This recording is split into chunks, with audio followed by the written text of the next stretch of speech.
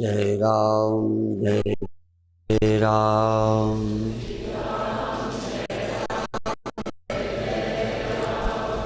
श्री राम जय जय राम।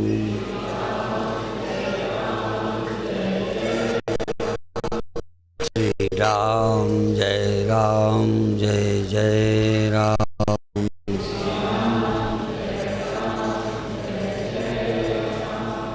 सच्चिदानंद भगवान की, सनातन धर्म की। अभी बैठते ही बैठते मन में आया कि सभी दवाइयों की और सभी चिकित्सा पद्धतियों की आवश्यकता स्वास्थ्य के लिए, निरोग होने के लिए, और हर पैथी हमारे ठीक करने के लिए है। ठीक न हो तो पैथी बदलनी भी पड़ती है, डॉक्टर भी बदलना पड़ता है, दवा भी बदलनी पड़ती है। लेकिन दवा बदलना, डॉक्टर बदलना, पद्धति बदलना लक्ष्य नहीं है। लक्ष्य स्वास्थ्य है। जिंदगी में जितना धर्म सत्संग है, ये हमारे मानसिक पीड़ाओं को समाप्त करने के लिए। मन में हमारे कॉम्प्लेक्स हैं, ग्रंथियां हैं, भय है, चिंता है, उसके लिए ही धर्म है, सत्संग है। दुख बढ़ाने के लिए नहीं है, दुख मिटाने के लिए। कभी कभी हम धर्म की बातों से दुखी होते। यदि आपको कोई धार्मिक शिक्षा न मिलती तो आप इतने दुखी नहीं होते। पहले चौंकना नहीं, मेरी बात से घबराना नहीं। मैं जानता हूं कि बहुत लोग इसलिए ही परेशान हैं कि उनके दिमाग में धर्म, पाप, पुण्य, स्वर्ग, नरक, मोक्ष बता दिया गया है और वो प्राप्त नहीं हो रहा। या तो बिल्कुल न मालूम होता तो हम बहुत अच्छे होते। यदि इस रास्ते पर चले हैं तो किनारे लग गए होते। बीच का जो स्तर है ये बड़ा खतरनाक है। ना खुदा ही मिला, न विशाले सनम, न इधर के रहे न उधर के रहे। न हम नास्तिक हैं और न हम सत्य को उपलब्ध हैं। न हम ईश्वर भक्त हो पाए न नास्तिक हो पाए। नास्तिक भी ठीक है, बहुत अच्छे तो नहीं कह सकता, पर नास्तिक भी कम से कम मौज में है। इसीलिए कबीर साहब ने एक बात कही है, शायद ये उन्हीं के लिए कही होगी। सुखिया सब संसार खावे और सोवे, दुखिया दास कबीर जागे और रोवे। समझदार आदमी रोता है। इस राष्ट्र की चिंता मनुष्यों को है, किसी गधे को, घोड़े को, सांप को, बिच्छू को नहीं। देश बिगड़ रहा है। हम अपने गुरुदेव के समय दिल्ली जब गए, बिरला जी के मंदिर में, लक्ष्मी नारायण मंदिर में शांति कुटी में ठहरे। तब युगल किशोर बिरला जीवित थे। आए, बाबा देश का क्या होगा। एक धन दौलत कमाने वाले इतने बड़े पूंजीपति को भी देश की चिंता थी।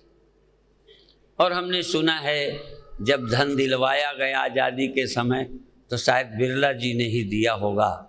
उस समय देने लायक वही थे जो किसी राष्ट्र की समस्या के लिए दे सकते हैं। जब पाकिस्तान को कुछ धन दिलाया गया था। अर्थात मनुष्य चिंतित है, हमारे बच्चों का क्या होगा। विदेश गए भारत के लोग चिंतित हैं, हमारी अगली पीढ़ी भारतीय रहेगी कि नहीं रहेगी।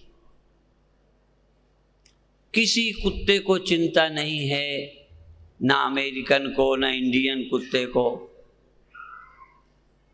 ना यहाँ के सुअरों को, ना वहाँ के सुअरों को। पशु निश्चिंत है। किसका राज्य होगा किसका न होगा, आस्तिकों का राज्य होगा कि धार्मिकों का होगा, हिंदू का होगा कि मुसलमान का होगा, ये चिंता मनुष्य को है जिसके थोड़ी समझ है। इसी तरह से स्वर्ग जाएंगे कि नरक जाएंगे, जिनके अंदर थोड़ा विश्वास है धर्म का उनको चिंता है, जिनके ख्याल में नरक स्वर्ग है ही नहीं। पूरे जानवर हैं, मनुष्यों में भी पूरे जानवर होते हैं। पूरे जानवर का मतलब जिनको न नरक से मतलब न स्वर्ग से। किसी जानवर को अच्छे या बुरे काम स्वर्ग नरक के आधार पर करते नहीं देखोगे। किसी जानवर को पूछो कि तुम जो कर रहे हो क्यों कर रहे हो, कहेगा मेरा सहज स्वभाव है, मैं स्वर्ग पाने के लिए नहीं कर रहा, मैं नरक के डर से बुरे काम नहीं छोड़ रहा। उसका जीवन नेचुरल है, नैसर्गिक है, प्राकृतिक है। हम प्राकृतिक जीवन को रोकते हैं, काम आया रोकते हैं, क्रोध आया रोकते हैं, भूख लगी तो क्या खाना क्या नहीं खाना सोचते हैं। मनुष्य में थोड़ा बहुत धर्म हर मजहब में है, भले थोड़ा भिन्न है। तो नरक की चिंता किसे होगी, पाप हो गया ये दुख किसे होगा? या तो जानवर को नहीं होगा या नास्तिक को नहीं होगा। पर नास्तिक भी पूरा हो, आधा नहीं। आधा नास्तिक ठीक नहीं है। अपन लोग पूरे नास्तिक भी नहीं, पूरे आस्तिक भी नहीं, बीच के हैं। पूरे आस्तिक होते तो भगवान पर छोड़ देते, मेरे हाथ है क्या, सौंप दिया इस जीवन का। और देखो बहुत अच्छा, खुशी हुई आप सबको। सौंपा हो चाहे ना हो, पर सुन के भी अच्छा लगा। सौंप दिया इस जीवन का सब भार, सौंप दिया ना सब भार, नहीं बल्कि और ज्यादा उठा लिया। कहाँ सौंपते हैं भार? सौंपना आसान है क्या? ये भार सौंपना बड़ा मुश्किल है। कई बार हम पदों में बैठ के रोते भी हैं, और कोई कह दे छोड़ दो, काहे बोझ लिए हो, तो छोड़ा भी नहीं जाता। कोई बड़े पदों में जाकर सुखी नहीं हुए। तुम्हें भी छोटे मोटे पदों का अनुभव होगा। पदों में जाकर कोई बहुत शांति नहीं मिली, लेकिन छोड़ा भी नहीं जाता। बड़े से बड़े त्यागी हम राजनीति में देखते हैं, हटने के समय मन नहीं करता, क्योंकि पद से एक थोड़ी इज्जत जुड़ी हुई है। शांति आंति नहीं है, पर इज्जत जुड़ी हुई है। इसी तरह कई बार धनी होने में कुछ तो लाभ है, बाकी धनी कहलाने का एक लाभ है। बाकी धनी आदमी कोई बहुत निश्चिंत है क्या? आप अपने आप को देखें कि पहले अमीर थे कि अब अमीर हो। अब से 50-40 साल 10 साल पहले की देखो और अब की। पैसा बढ़ा है लेकिन शांति घटी है। तो सारी आध्यात्मिकता, धर्म, सत्संग हमें चिंता से मुक्त करने के लिए है। मेरे जानते यदि कोई अपराधी नहीं है, अपराधी शर्त है, अपराधी नहीं है, अचिंता मुक्त है, समझो ज्ञानी है। आपराधिक वृत्ति के लोग हमसे ज्यादा निश्चिंत हैं। उन्हें किसी को मार दो, किसी को लूट लो, कुछ कर लो। अपन तो करते भी नहीं, मन में आ जाता है तो पूछते हैं स्वामी जी क्या करें, मन में बुरे बुरे ख्याल आते हैं। हम बुरे बुरे ख्यालों से परेशान हैं, वो बुरा करके परेशान नहीं। आतताइयों से परेशान है जनता, आतताई नहीं। ट्रेनों में देखते हैं, और किसी को उतार लिया, बलात्कार करा, अखबार रंगे हैं, चोरी हो गई, फलाने का मर्डर हो गया, पुलिस ने मार डाला। बड़े बड़े अधिकारी पुलिस की चपेट में आ जाते। माने मनुष्य समस्याओं के समाधान के लिए पैदा हुआ था, और जितनी समस्याएं पैदा की हैं मनुष्य ने, जरा बताइए जानवर ने कौन सी समस्या पैदा की है? सभी समस्याओं को पैदा करने वाला मनुष्य, और मनुष्य को ही परमात्मा ने बुद्धि दी है कि अपनी समस्याओं का भी समाधान कर ले और संसार की समस्याओं का भी समाधान करे। विज्ञान देकर, विज्ञान की खोजें करके मनुष्य की समस्याएं हल करने की कोशिश की है, पर फोन आए, इंटरनेट आए, लड़की लड़कों की समस्या बढ़ गई। जो बच्चे तुम्हारे आवारा नहीं होते, संपर्क ही नहीं होता, वो फोन और इंटरनेट से मिल लेते, करोगे क्या? गर्भ परीक्षण किया गया कि लोग लड़कियों से परेशान थे या लड़के नहीं होते थे, ये एक समाधान ढूंढा, वो समस्या बन गया, लड़कियां घट गईं। पंजाब में, हरियाणा में लड़कियों की संख्या 1000 लड़कों में 750 रह गई। थोड़े दिन यदि विज्ञान ऐसे ही अवसर देता रहा, यद्यपि छूट नहीं है, गर्भ परीक्षण पर रोक लग गई, पर पैसे के लिए परीक्षण किए बिना डॉक्टर मानेंगे नहीं। हमें पैसा चाहिए, चोरी से परीक्षण होगा, चोरी से गर्भपात हो जाएगा, लड़कियां समाप्त की जाएंगी। लड़कियां समस्या हैं। हर माता पिता लड़कियों के बढ़ने से डर रहा है, दहेज कहां से लाएगा? तो समस्या का समाधान ढूंढते हैं, समस्या बढ़ जाती है। हमारे पहले प्रधानमंत्री जवाहरलाल नेहरू तलाक का कानून बनवा गए कि दे सकते हो। हिंदू में तो कोई तलाक बोलो था? अच्छा, जवाहरलाल बुरे आदमी थे? मेरे जानते बुरे नहीं थे। उन्होंने तो देखा स्त्रियां नरक में हैं, पति सता रहा है, उस नरक से बचाने के लिए तलाक एक समाधान था। तलाक समस्या का समाधान था, आज तलाक समस्या है।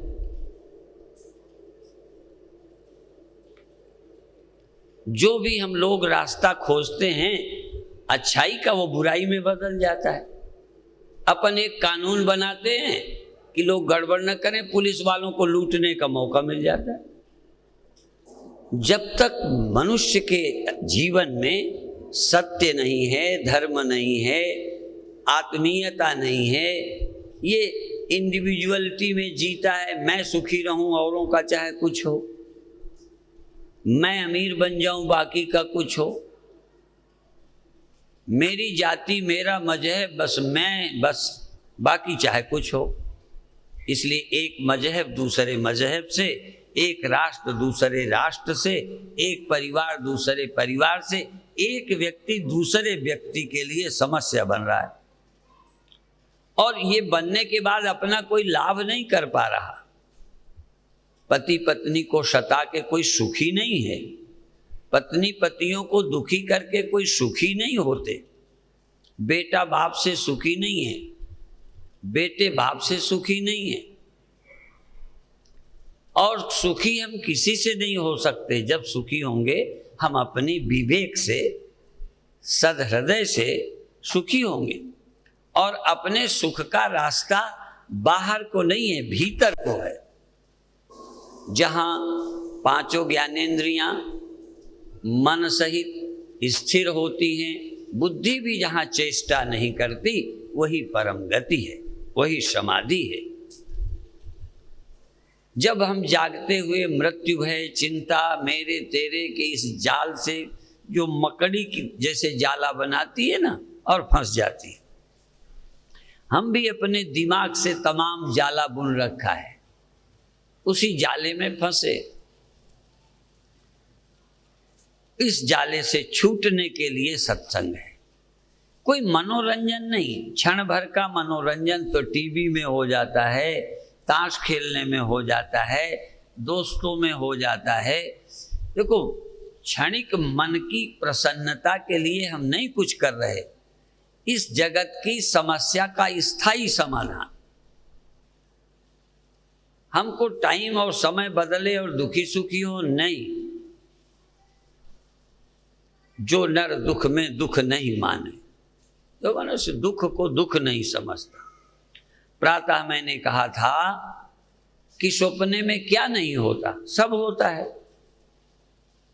स्वप्न में सब कुछ ऐसे ही होता है, ऐसे ही जन्म, ऐसे ही मरण, बुढ़ापा, दुकान, धंधा, लड़ाई, सब स्वप्न में होता है। पर स्वप्न से हम दुखी इसलिए नहीं हैं कि हमारी समझ में वो झूठा है। वही जो स्वप्न में होता है सब यहाँ होता है। यहाँ क्यों दुखी हैं? क्योंकि ये सच है।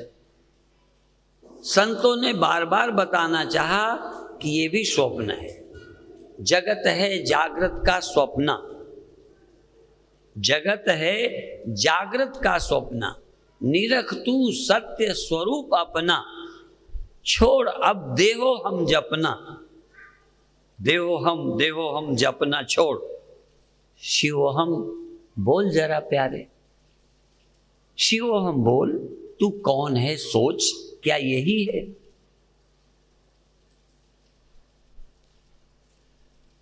जरा देखो, यदि शरीर ऐसे ही हो, और ऐसे ही अभी भी है, ना आँख बिगड़ेगी, न शरीर, न पैर, आपको नींद आ गई, शरीर से क्या मतलब रह गया? तो शरीर और चीज है, इसमें जग कर देह को मैं कहने वाला और है। तुम जब सोए होते हो तब इस देह से मतलब है, जागे इस घर को, इस देह को मैं कहने लगे। घर ने कभी आत्मा को मैं नहीं कहा, मैंने ही देह को मैं कहा। यदि तुम्हारा प्राणांत हो जाए या नींद में हो, स्वप्ने में हो, तब भी इससे कोई लेना देना नहीं। तो जो स्वप्न में था वही तो जागृत में आया है, जो स्वप्न में था वही तो गहरी नींद में था, जो गहरी नींद में था वही तो जाग के आ गया। जो वृक्ष था वही बीज बन गया, जो बीज था उसी से अंकुर निकले और वृक्ष बन गया। जो है नहीं वो कभी आ नहीं सकता। यदि नींद में तुम होते नहीं तो जगाने से आ जाते।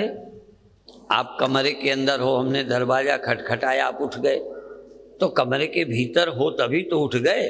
कोई होता ही नहीं, हम खटखटाएं तो कौन उठ जाएगा? तो बीज को बोया, अंकुर निकल आया, तुम सोए थे, हिलाया तो तुम जाग के होश में आ गए।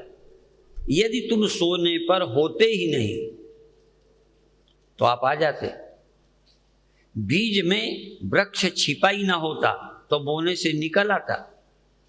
कोई ऐसा साइंटिस्ट है कि जो नहीं है उसे भी पैदा कर दे? इसीलिए भगवान कृष्ण ने घोषणा की कि दुनिया पैदा वैदा नहीं होती, तुम भ्रम में हो। वृक्ष जब नहीं दिखने लगता तो उसका नाम बीज है, जब बीज दिखने लगता है उसका नाम वृक्ष है। अव्यक्तादीनि भूतानि व्यक्त मध्यानि भारत, अव्यक्त निधनान्येव तत्र का परिदेवना। पहले सृष्टि अव्यक्त थी, फिर व्यक्त हो गई। यदि व्यक्त से अव्यक्त हो गई, इसमें दुख की क्या बात है? बल्कि निश्चिंत रहो, जो वृक्ष दिखता था नष्ट हो सकता था, काटा जा सकता था, खत्म हो सकता था, अब वो बीज रूप में विद्यमान है। अब वहां कोई नष्ट नहीं हो सकता। नींद में सब कुछ सुरक्षित है। महाप्रलय में, मृत्यु में समाप्त नहीं होते, नींद में आप समाप्त हो जाते हो। नींद का पता है, चलो मौत का ठीक ठीक अंदाज नहीं है, पर गहरी नींद में आप मर गए होते हो क्या? इसीलिए कोई हिला देता है, जगा देता है, या नहीं हिलाता जगाता, थोड़ी देर बाद आप ही नींद खुल जाती है, आप आ जाते हैं। और आप यहाँ हैं इस देह में, कोई ना ले जाए, तुमको माँ ना सुलाए, बाप ना सुलाए, कोई ना कहे, तब भी आप थोड़ी देर देह को भूल के नींद में चले जाते हो। ये जाने और आने की प्रक्रिया नेचुरल है। जो जगता है वो सो जाता है, जो सोता है वो जग जाता है, जो देह में आता है देह को छोड़कर जाता है, जो देह को छोड़कर जाता है वो फिर आ जाता है। भगवान श्री कृष्ण ने भी कहा, जातस्य ध्रुवोर्मृत्युर् जातस्य ध्रुवोर्मृत्युर् ध्रुवं जन्म मृतस्य च तस्माद् अपरिहार्येऽर्थे न त्वं शोचितुमर्हसि। जब हम गीता पढ़ते हैं, उपनिषद पढ़ते हैं, देखो मैं सत्य बोलता हूँ आपके सामने, जब गीता पढ़ते हैं, उपनिषद पढ़ते हैं तो हम रीझ जाते हैं कि हमारे अवतारों ने, गुरुओं ने, उपनिषदों ने वो दिया है कि यदि उसको हम समझ लें तो निश्चिंत हो जाएं, मुक्त हो जाएं, धन्य हो जाएं। दुर्भाग्य से अपने देश की सभ्यता, संस्कृति, शिक्षा को अफीम कहा जा रहा है, और जो अफीम दे रहे हैं समाज को वो धर्म कहा जा रहा है। केवल वोटों की राजनीति के कारण जो सांप्रदायिकता है, कट्टरता है, जो दूसरे को बर्दाश्त नहीं करते, उनके तलवे चाटे जा रहे हैं। और जो ये पवित्र संस्कृति, सभ्यता को प्रकट करने वाला, आत्मज्ञान, आत्माराम बनाने वाला, किसी के साथ अन्याय न करने की प्रेरणा देने वाला, बहुत लोगों को तो प्रेरणा यही है कि दूसरे को जीने का अधिकार ही नहीं, दूसरा कोई धर्म ही नहीं है। हमारे भगवान क्या कहते हैं? स्त्री का धर्म है, ब्रह्मचारी का धर्म है, सन्यासी का धर्म है, हाँ, वानप्रस्थ का धर्म है, राजा का धर्म है, स्वधर्मे निधनम श्रेया। एक योद्धा क्षत्रिय का धर्म है, मिलिट्री में भर्ती होने वाले का धर्म है, एक पुलिसकर्मी का धर्म है, एक बॉडीगार्ड का धर्म है, एक साधु का धर्म है। जो जहाँ है वो अपने धर्म का पालन करे। साधु को जरूरी नहीं कि गृहस्थ धर्म का पालन करे, गृहस्थ को नहीं कि तू साधु बन,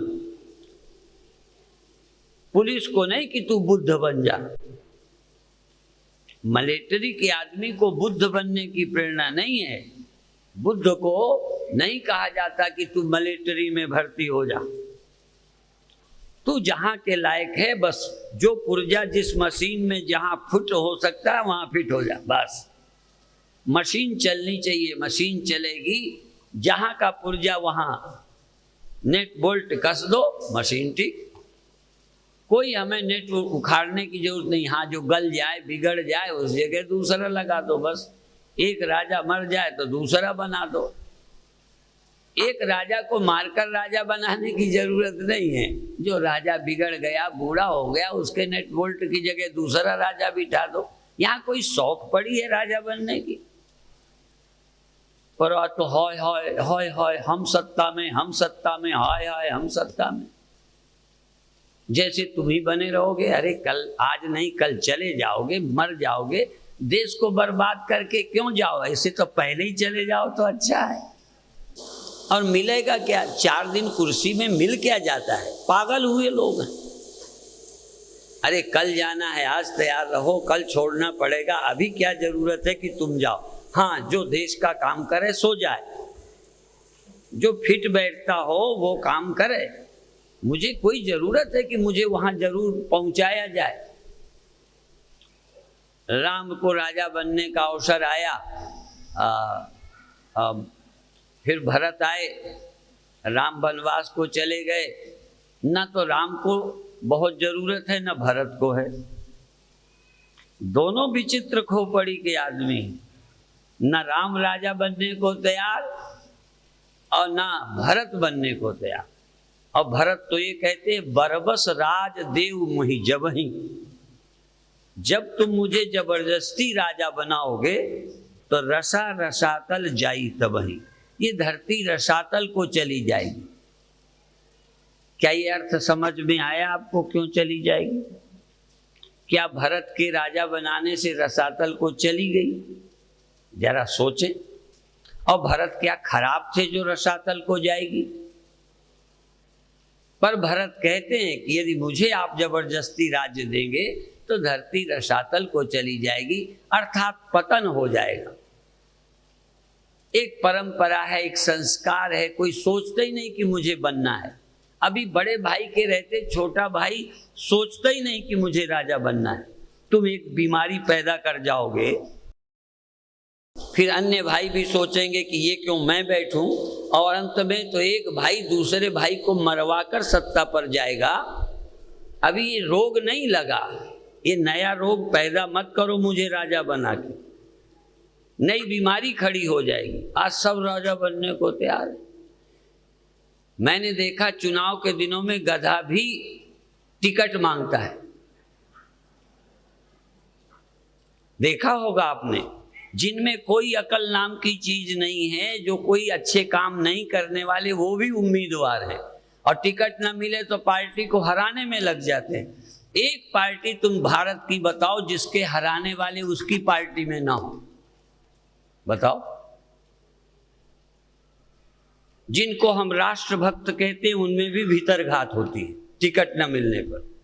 हर आदमी अपने को योग्य समझे बैठा है, दूसरा कोई योग्य है ही नहीं। ये अहंकार की महिमा, ये नासमझी। और भी घर की समस्याएं हैं, कोई राजनीति में नहीं। कभी भी मैंने इनसे जानकारी ली तो पति के अलावा बिल्कुल ये निर्दोष हैं, सब गलती पति की। और जब पतियों से पूछा, सारी लिस्ट इनकी दे दी, सब गलतियां इनमें हैं आदमी तो साक्षात देवता ही है। बेटा बाप की शिकायत करता है, बाप बेटे की करता है, अपने में कोई कमी है ही नहीं। मैंने सुना भगवान ने जब दुनिया बनाई तो कान में कह दिया सबसे अच्छे तुम ही हो। बस ये और सब कुछ भूल गया, पर ये इसको याद है कि सबसे अच्छा मैं हूं, सारी गलतियां औरों की। आपको कैसा लगता है? आप भी अपने को ही अच्छा समझते हैं, दूसरे गड़बड़ है। हमारे पास चूंकि शिकायतें आती हैं तो हम तो सुन सुन करके एक ही फैसला है कि तुम दोनों गलत हो। एक दूसरे को समझने की कोशिश नहीं कर रहे हो, और दूसरे को तुम देख नहीं सकते, दूसरे को सिर्फ मानते हो। दूसरा कितना है, जैसे मेरे सपने तुम नहीं देख सकते, तुम्हारे सपने बोलो मैं देख सकता हूं? नहीं।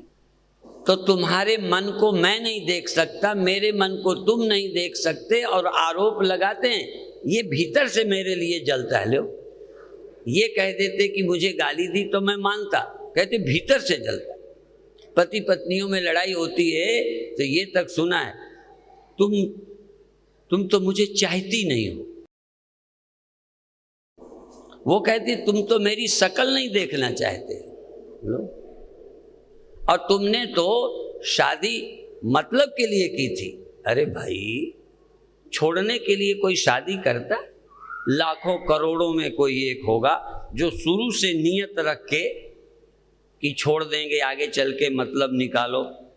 नहीं, शादी कोई भी छोड़ने के लिए नहीं करता, पर धीरे धीरे भ्रम पैदा होते जाते हैं, छोड़ने की नौबत आ जाती है।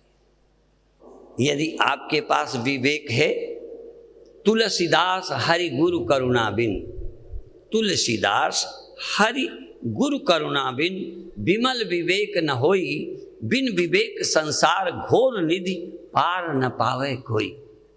इस संसार सागर से विवेक से ही पार जाएंगे, हरि की गुरु की करुणा से। हरि की करुणा हो तो गुरु मिलते हैं, गुरु की करुणा हो तो विमल विवेक मिलता है, विमल विवेक मिल जाए तो भवसागर से पार हो जाते हैं। कोई हमें करेगा नहीं, हो जाएंगे, थोड़ी सी समझदारी, बाकी क्या है ये। असल में तो थोड़ा पीछे जाओ, पार ही बैठे। सागर के ऊपर लहरें हैं, 50 फुट नीचे जाओ, कहीं कोई लहर नहीं है, कोई हलचल नहीं है, सब ऊपर ऊपर ये जगत है।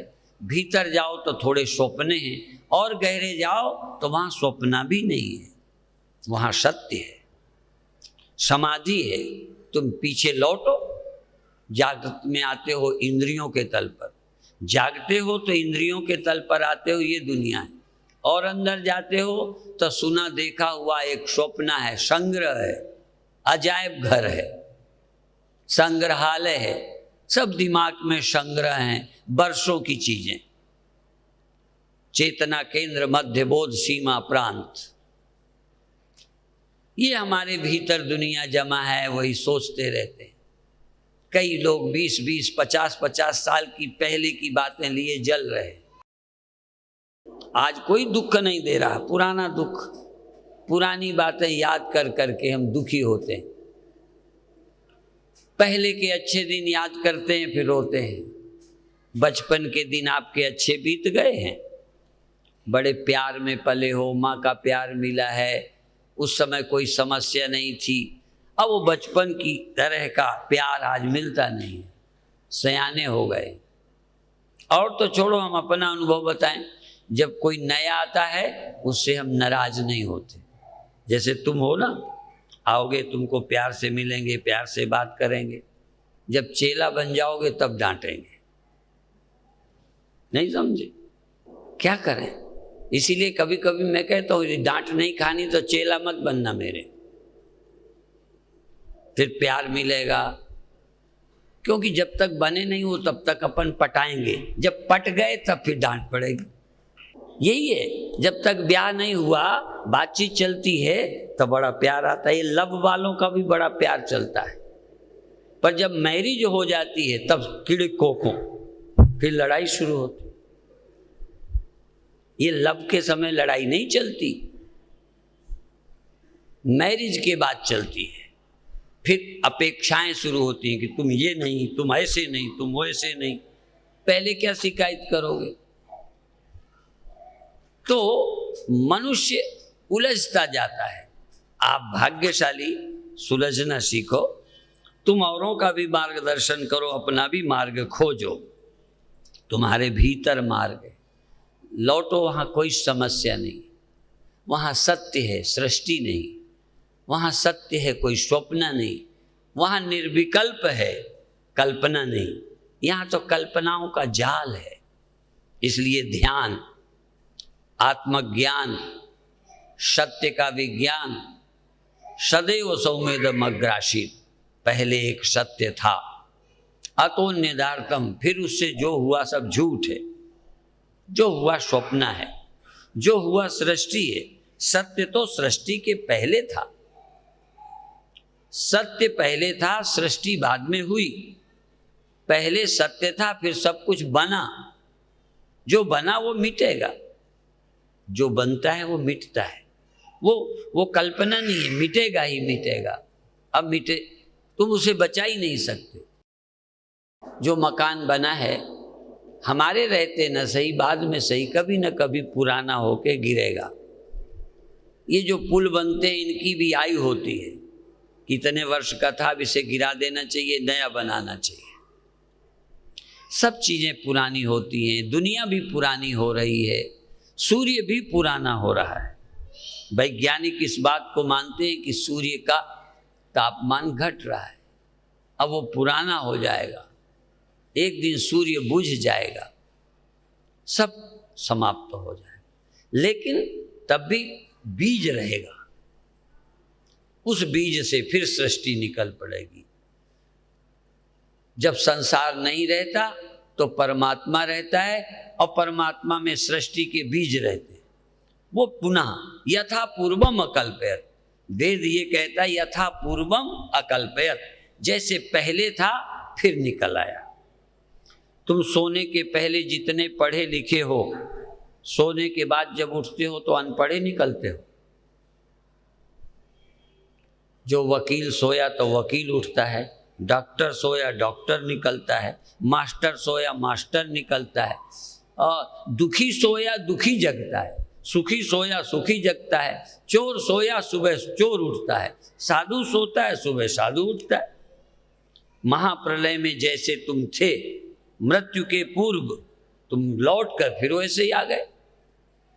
अज्ञानी भटके लोग मृत्यु में लीन हो जाएंगे, उतनी देर चैन रहेगी, आएंगे फिर ज्यों के त्यों। चिंतित आदमी जब नींद में होता है तो निश्चिंत होता है, स्वप्न नहीं कहता, गहरी नींद, जागता है फिर चिंता। इसलिए जो ध्यान में जाकर सोते हैं, जो मुक्त होकर सोते हैं, वो मुक्त होकर जगते हैं। इसलिए पहले ध्यान, एक शब्द का प्रयोग होता है योग निद्रा। पहले योग फिर निद्रा। पहले ध्यान में जाओ, शांति तक पहुंच जाओ, निर्विकल्प हो जाओ, आत्माराम हो जाओ, फिर सो जाओ। मैं दिन में कितने बार सोता हूं, कितने बार जगता हूं। ध्यान करते करते सो जाता हूं, फिर जगता हूं, तो फिर ध्यान में सोने के बाद जब आदमी उठता है तो ध्यान में उठता है। एक बात मैं पहले के अनुभव की बताता हूं। पहले मैं प्लेटफार्मों में भी सोया हूं, तो कभी 100-200 रुपए पड़े होते थे जेब में। उस जमाने में रुपए कहाँ होते थे, अब तो भिखारियों के भी ज़्यादा होते हैं। पहले उस समय जब हम गुरुदेव के समय रहते थे तो भारत में 3 धनियों का नाम सुनते थे, टाटा, बिरला, डालमिया। अब कितने टाटा, कितने बिरला विश्व में। पहले लखपति एक सोच थी। खैर, तो रात को 100-200 रुपया जेब में पड़े तो पहले तो टटोल के ही सोए। नींद आ गई। जब नींद खुली हमारा हाथ जेब में जाता था, है कि नहीं है। आपका तो नहीं जाता होगा। मनुष्य का नियम है, नियम। जिसकी चिंता में सोओगे उसकी चिंता में उठोगे।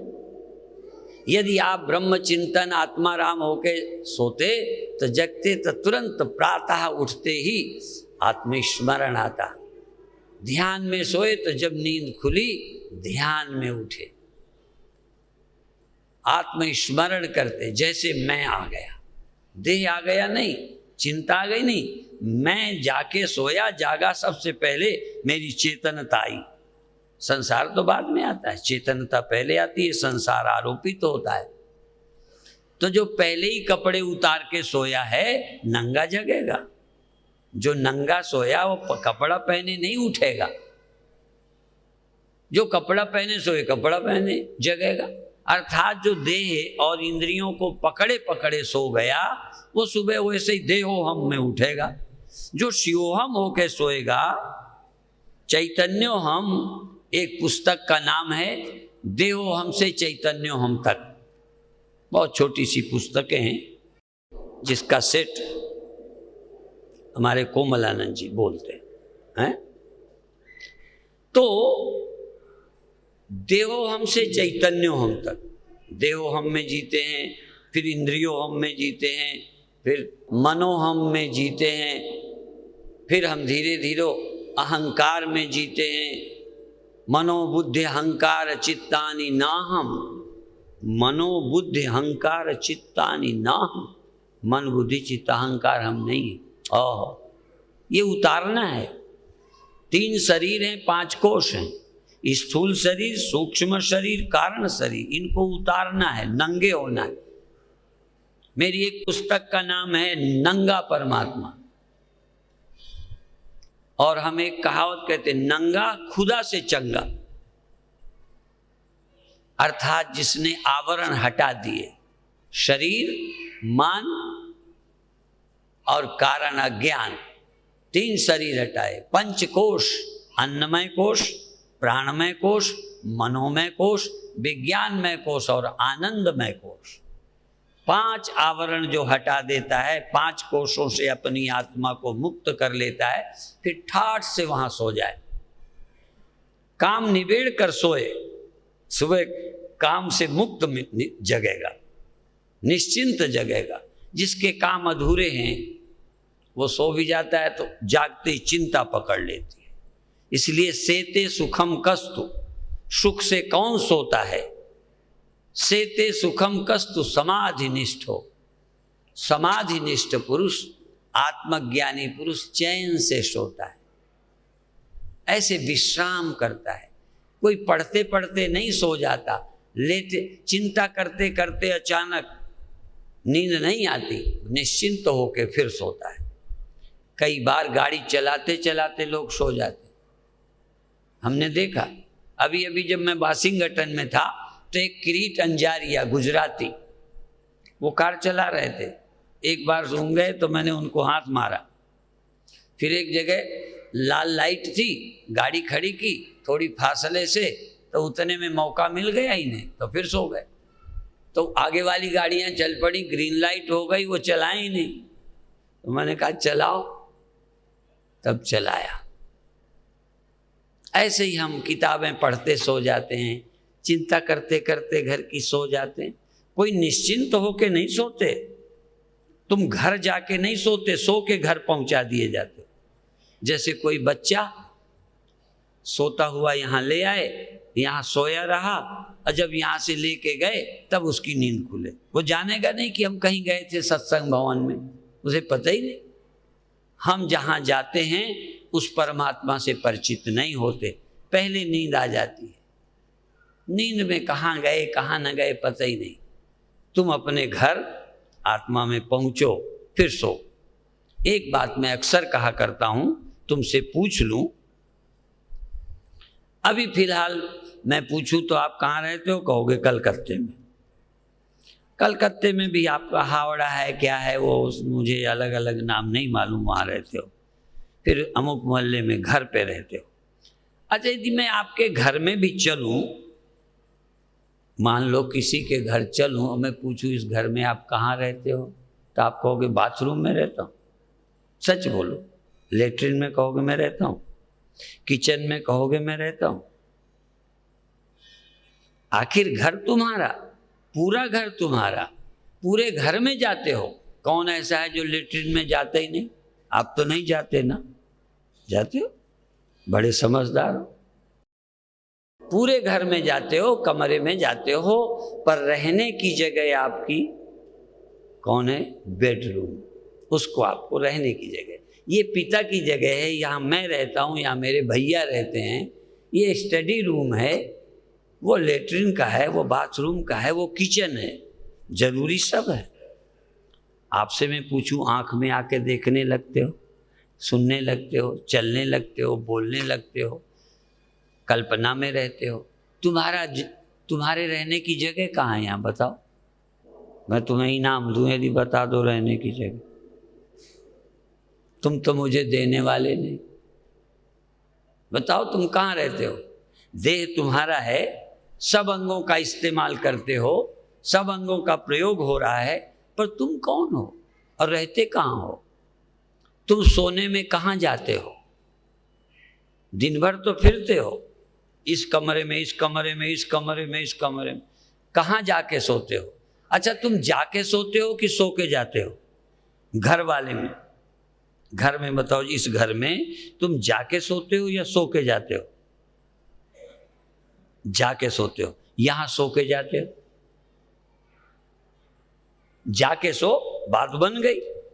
इसलिए पहले जागे हुए जाओ, कहां आपकी जगह है वहां जाके सो जाओ। जहां स्वप्ने नहीं है, जहां संसार नहीं है, हों बाशी उस देश को जहां पार ब्रह्म का खेल, दिया भले अगम का बिन बाती बिन तेल। मैं वहां का रहने वाला हूं। निरंकार, जहां निराकार, वहां रहने वाला हूं। जहां इंद्रियां नहीं है, न तत्र सूर्यो भाति न चंद्र तारकम नेमा विद्युतो भांति कुतोयम अग्नि न तत्र चक्षुर्गच्छति। मैं वहां का रहने वाला हूं जहां आंखें नहीं जाती, यहीं रह जाती। न मनो, वहां मन नहीं जाता। गए हो वहां जहां मन नहीं जाता, गए हो वहां जहां आंखें नहीं जाती, पर सोए पहले हो, गए बाद में हो। यदि आंखें छोड़ के जाते, यदि मन छोड़ के वहां जाते, तो आप उस घर का पता जानते, क्योंकि होश में गए हो। ध्यान है होश में जाना, ध्यान है उस सत्य तक पहुंचना जहां मन जाता नहीं। आप मन को लेके जाना चाहते हो भगवान तक, वहां भगवान तक मन नहीं जाता। ये इंद्रियां वहां तक नहीं जाती, ये तो संसार में ले जाती हैं। रूप में ले जाएंगी, शब्द में ले जाएंगी, गंध में ले जाएंगी, स्पर्श में ले जाएंगी, और तक, और को मिलने के लिए मुझे देह चाहिए। बेटे को मिलने को, बाप को मिलने को, पत्नी को मिलने को, रुपए को गिनने को हाथ चाहिए, इंद्रियां चाहिए, पर परमात्मा में जाने को इंद्रियां नहीं चाहिए। इसलिए गो गोचर जहां लगमन जाई सो सब माया। जहां इंद्रियां जाती हैं वो संसार है, जहां बिना इंद्रियों के हम जाते हैं अतीन्द्रिय, बिना इंद्रियों के हम जाते हैं, वहाँ सत्य है, ब्रह्म है, परमात्मा है, आत्मा है, निराकार है, अकाल पुरुष है और कालातीत है, महाकालेश्वर है। और वो हम जा सकते हैं आँख छोड़कर, कान छोड़कर, मन छोड़कर। इसीलिए परांचिखानी व्यतृणत स्वयंभू तस्मात् परांग पश्यति नान्तरात्मा। ये इंद्रियां बाहर ले जाती हैं, अंदर नहीं। इसलिए आंख नाक मुख बंद कर नाम निरंजन ले, अंदर के पट तब खुलें जब बाहर के पट दे। अंदर की यात्रा, बहुत सामान लेके नहीं जा सकते, इंद्रियां लेके नहीं जा सकते। जितना साथी बनाओगे वो यहीं रुक जाओगे। पियक्कड़ को लेके जाओगे तो ठेके पहुंच जाओगे। हाँ, वो दोस्त ले जाएगा। इसलिए बाहर जाने को कार चाहिए, ट्रेन चाहिए, फ्लाइट चाहिए, और जितनी की है लौटने को भी चलो ट्रेन चाहिए, और लौटने को फिर टैक्सी कार चाहिए, घर आने तक चाहिए, और फिर बेडरूम में जाने के लिए कार चाहिए। बोलो, अपने आराम की जगह कोई कार लेके जाओगे, फ्लाइट लेके जाओगे, सब छोड़ो। ये तो बाहर जाने का। बाहर जाना हो तो इंद्रियां चाहिए, मन चाहिए। अंदर जाना हो वापस तो न इंद्रियां चाहिए न मन चाहिए। इसलिए न तत्र चक्षुर गच्छति, ये मेरा बनाया श्लोक नहीं है, उपनिषद का है। मैं आपसे दावे से कहता हूं कि यदि हम सत्य बोलते हैं तो पहली बात ये कि हम जो भारत में उपनिषदों ने, ऋषियों ने, वेदों ने कहा उसी को मानते हैं। हमारा कोई अलग मजहब नहीं। न तत्र चक्षुर गच्छति, वहाँ आंखें नहीं जाती। न मनो, न मन जाता है। न विद्मो न भी जानी, न मैं जान पा रहा हूँ कि वहाँ कैसे जाएं, क्योंकि ये तो जाते ही नहीं, ये तो यहीं रह जाते हैं। और वो कौन है? कैन वो आँखों की आँख है। चक्षुषस्य चक्षु,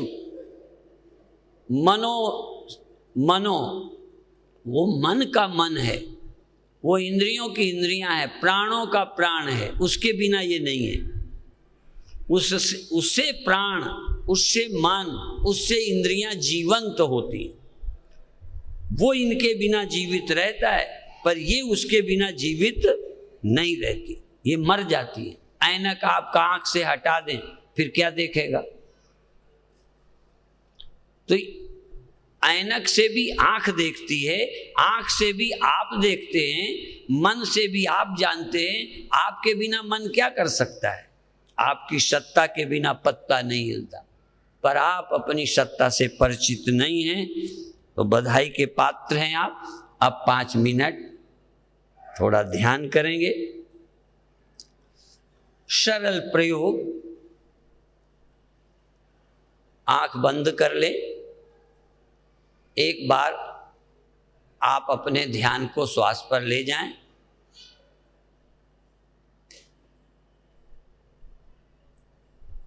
और जब श्वास आने लगे तो संकल्प से रा से श्वास खींचें और मां से छोड़ दें। चाहे धीमी श्वास लें, चाहे लंबी श्वास लें, चाहे तेज श्वास लें, पर रा से खींच लें, मां से छोड़ दें। इसके लिए बाहर के शरीर और इंद्रियों की आवश्यकता नहीं है। अभी फिलहाल आपके मन की थोड़ी जरूरत है, आगे चलकर मन की भी जरूरत नहीं। आप अंतर ध्यान में जाएं। अंदर, बाहर बहुत दिन देखा, अब अंदर देखो। बाहर बहुत कुछ जाना, अब अंदर जानो। तो पहला ध्यान भीतर से शरीर का अनुभव, फिर चलती हुई श्वास का अनुभव। उस चलती हुई श्वास में रा म, अंदर जाती हुई श्वास। अंदर श्वास को पूरक कहते हैं, निकालने को रेचक कहते हैं। अंदर लेने को इंग्लिश में इनहेल कहते हैं और निकालने को एक्सेल कहते हैं। अंदर श्वास लेते में रा और निकालते में माँ। जबान से नहीं बोलना है। 4 वाणियाँ हैं, हम तीसरी वाणी का प्रयोग करें। संकल्प वाणी, ना कि ये वाणी बोलने को वैखरी बोलते हैं। उपांशु जप में आवाज़ नहीं आती, जबान हिलती है, लेकिन आज न उपांशु जप है न वैखरी वाणी से जप है, केवल संकल्प है, स्मरण है, राम। आप सजग हो जाएं, सावधान हो जाएं, अवेयर हों, होश में हों कि राम, और भूल जाएं। इतना सजग हों, चैतन्य हों कि रा और माँ, रा से श्वास लीजिए और माँ से निकालिए। लक्ष्य है राम, श्वास भी लक्ष्य नहीं है। श्वास तो जानवर भी लेते हैं, हम केवल श्वास नहीं ले रहे, हम भगवान के भक्त हैं, नाम सुमिरन कर रहे हैं। अंदर सजग रहें, मैं होश में हूँ, बिना इंद्रियों के मैं हूँ। इंद्रियां वहाँ नहीं हैं, पर मैं हूँ। और जबान से जाप नहीं करते, इन आँखों की वहाँ ज़रूरत नहीं, इस जबान की वहाँ ज़रूरत नहीं। वहाँ आप जीव, जीव नहीं जीव चाहिए, जीव।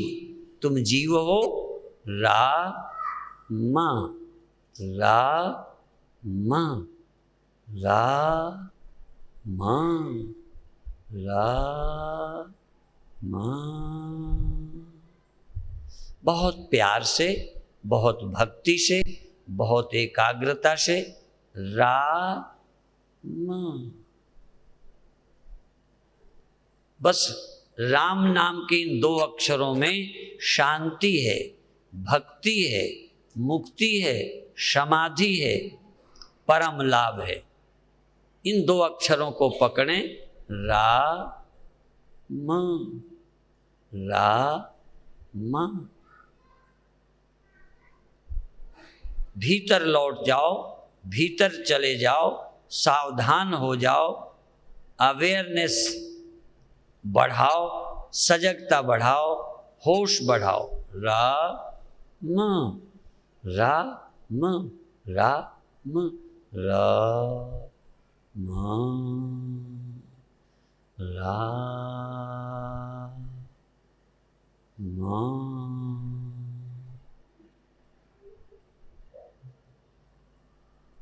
हो वहाँ चेतनता के लिए कान जरूरी नहीं है, चेतनता के लिए आँख जरूरी नहीं है, चेतनता के लिए और मन और इंद्रियां जरूरी नहीं है।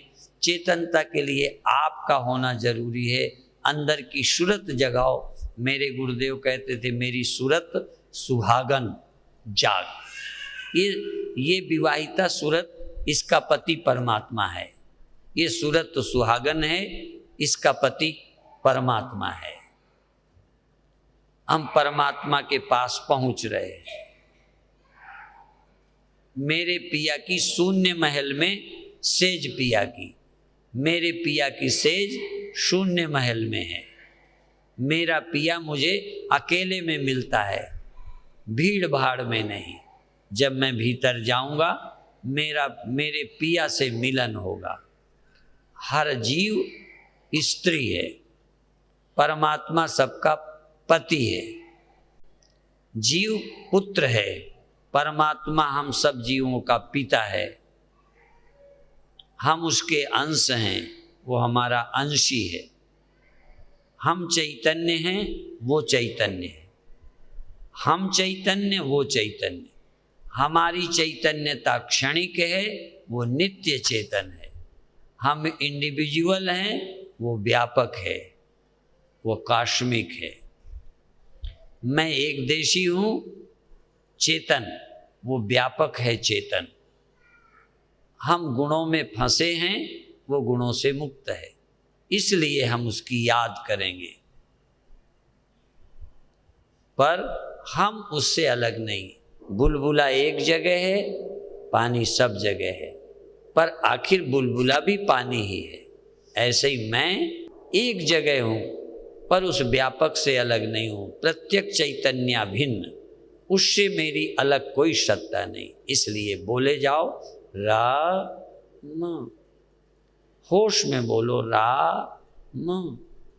इस जबान से नहीं बोलो। जब मैं बोलो कहता हूँ तो अंदर संकल्प से बोलो राम।